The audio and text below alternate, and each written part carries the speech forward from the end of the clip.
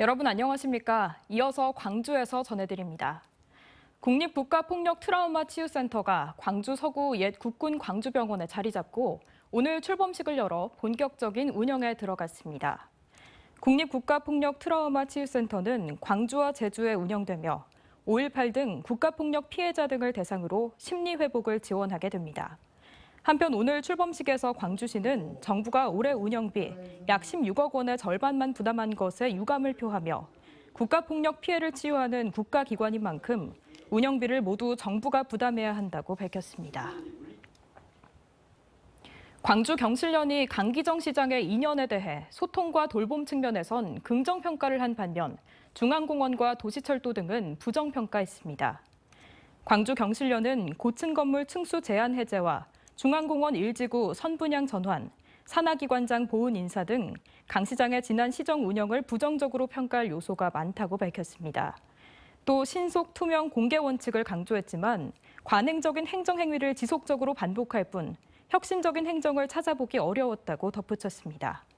하지만 소통 방식은 긍정적으로 평가했고 광주다움 통합 돌봄과 군공항 이전 계기를 마련한 특별법 제정 등은 긍정적으로 평가했습니다. 광주 글로벌 모터스 노조가 성실한 교섭을 촉구하며 전남지방노동위원회에 부당 노동행위 구제 신청을 접수했습니다. 민주노총 금속노조 광주 전남지부는 광주 글로벌 모터스의 1노조와 2노조가 교섭 창구 단일화 절차를 거쳐 단체 교섭을 요구하고 있지만 회사 측이 이를 거부하고 있다고 주장했습니다.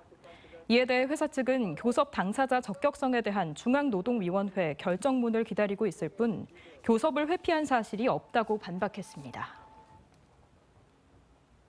전남교육청은 현실로 다가선 미래교실의 빠른 현장 안착을 위해 인공지능 디지털 교과서 도입을 본격 추진합니다.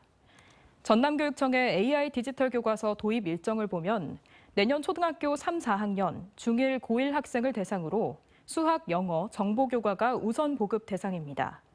전남교육청은 AI 디지털 교과서가 현장에 원활하게 적용할 수 있도록 오는 8월부터 초등교사 전체와 중고등학교 수학, 영어, 정보교과 교사를 대상으로 온오프라인 방식의 연수를 진행할 예정입니다.